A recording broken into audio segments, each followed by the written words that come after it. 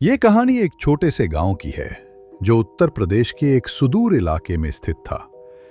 गांव में हर कोई जानता था एक बूढ़ी औरत के बारे में जो गांव के बाहरी इलाके में स्थित एक पुराने और डरावने घर में अकेली रहती थी। उसका नाम था देवी दासी, लेकिन लोग उसे रानी कंकाल के नाम से जानते थे।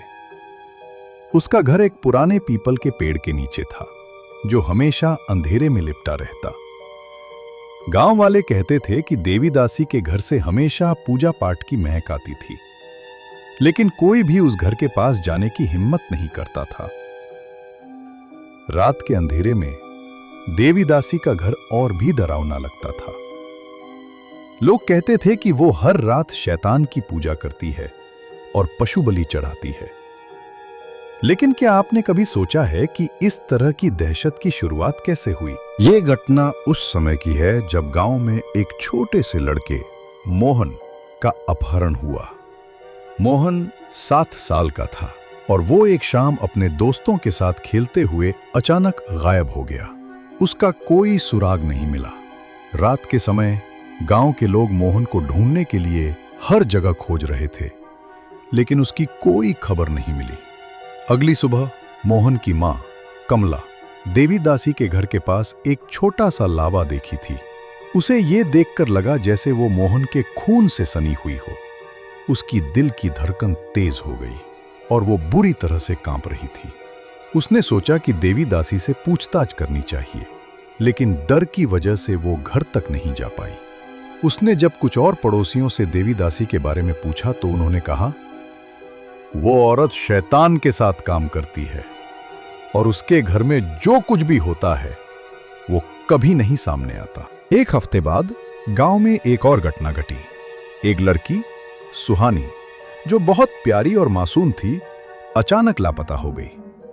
उसकी मां भी देवी दासी के पास गई, लेकिन इस बार वो हिम्मत करके देवी दासी से पूछने के लिए घर तक पहुंची। देवी दासी ने उसे दरवाजे पर खड़ा किया और कहा, तुम्हें अंदर आने की इजाजत नहीं है और तुम्हें यह भी पता नहीं कि तुम क्या मांगने आई हो। कमला ने डरते हुए पूछा, क्या तुम मेरी बेटी को ले गई हो? देवी दासी ने हंसी के साथ जवाब दिया, तुम्हारी बेटी भी मोहन की तरह ही मेरे पास आई थी। अब वो हमेशा के लिए मेरे पास है। कमला ने तुरंत देवी दासी का घर छोड़ दिया और घर लौट आई, लेकिन डर और चिंता की लहर उनके मन में साफ थी। रात के समय अचानक एक दिन गांव में एक भयानक घटना हुई। मोहन और सुहानी का शव गांव के बाहर पीपल के पेड़ के नीचे पाया गया। उनका शरीर पूरी तरह से कट फट चुका था, जैसे किसी ने उन्हें बुरी तरह से तड़पाया हो। और सबसे अजीब बात यह थी कि उनके शव के पास देवी दासी का नाम लिखा हुआ था। गांव में भय और घबराहट का माहौल था।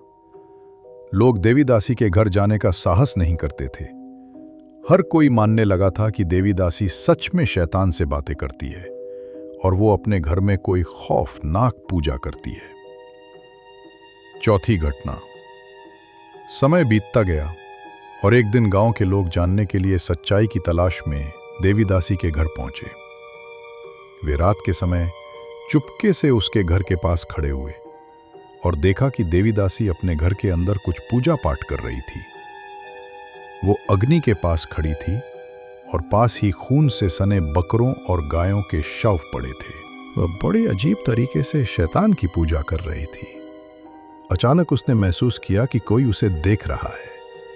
उसने मुड़कर देखा और देखा कि गांव के लोग चुपके से उसकी तरफ देख रहे हैं। वो जोर से हंसी और बोली, तुम लोग जितना भी डरोगे मैं तुम्हें उतना ही डराऊंगी। शैतान ने मुझे ये ताकत दी है और जो कुछ भी मैं करती हूं वो मेरे लिए सच्चा होता है। इसके बाद वो अपने कमरे में घुस गई और दरवाजा बंद कर लिया।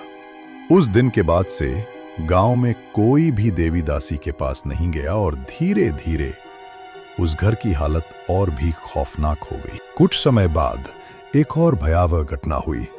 एक रात अचानक एक और बच्चा लापता हो गया और सुबह उसकी लाश उसी पीपल के पेड़ के नीचे पाई गई। गांव वालों ने अब पूरी तरह से देवी दासी को शैतान के अनुयायी मान लिया था।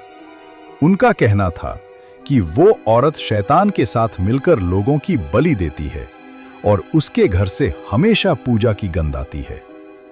गांव वाले डर से कांप रहे थे, लेकिन फिर भी कोई उसके पास नहीं गया। धीरे धीरे देवी दासी का घर पूरी तरह से वीरान हो गया। कोई नहीं जानता कि देवी दासी ने कितने लोगों की बलि दी थी, लेकिन जो भी उस घर के पास गया वो हमेशा के लिए गायब हो गया।